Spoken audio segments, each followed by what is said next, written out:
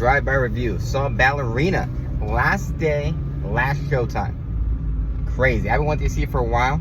The John Wick franchise, I think, is mostly dumb, but it's always entertaining. It's dumb and fun. And the first one's the best executed one. The second one's entertaining, ridiculous. The third one's entertaining, ridiculous. And the fourth one's the only one I don't care for because it's too ridiculous. Minus the shotgun sequence where it's like an overhead view of an explosive round shotgun thing. I think the rest of the film is too over the top. And they're like bringing him back or something, even though he's, spoilers, dead. That being said, Ballerina, I think it's the best one since the first one.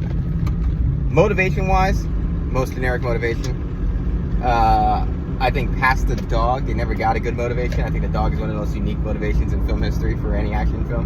And that's why it elevated that movie times 10, because it would have been a generic movie without the dog motivation. That's what solidified it into the zeitgeist.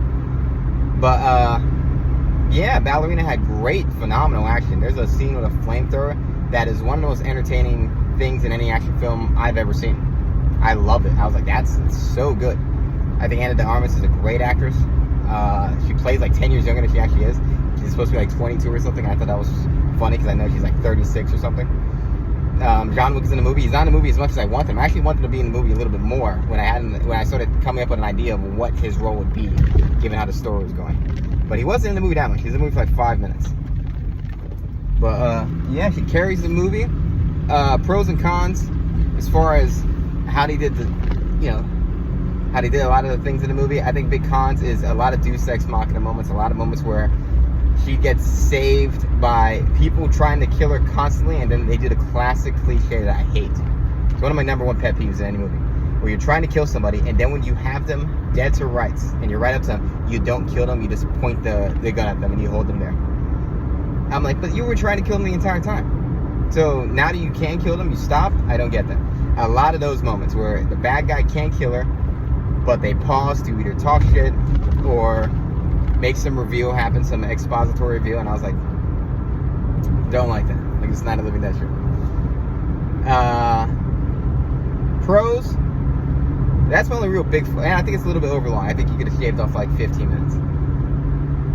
I think for action movies being really long, like 2 hours or 2 hours and 5 minutes, usually doesn't work.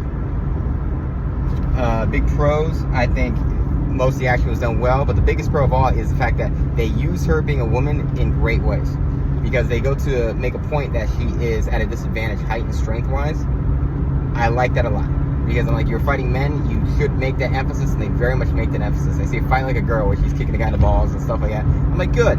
I wish you did a little bit more with that, like scratching at his eyes or something.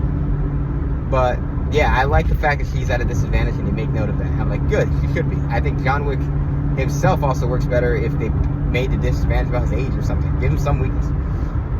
So, big fan of that. The villain in the movie, very generic, very boring. The motivation was very boring. But overall, I thought it was a pretty damn entertaining movie.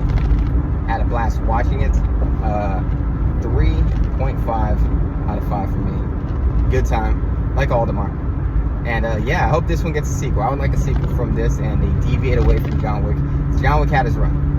John Wick should have been one movie. I think the fourth one's where they overkilled it. So I hope they give it to Ana de Armas. So yeah, like, subscribe, and thank you for watching. Tell me if this format's better, me just driving. Because I drive like 100 miles every day. So yeah, might do it like this now.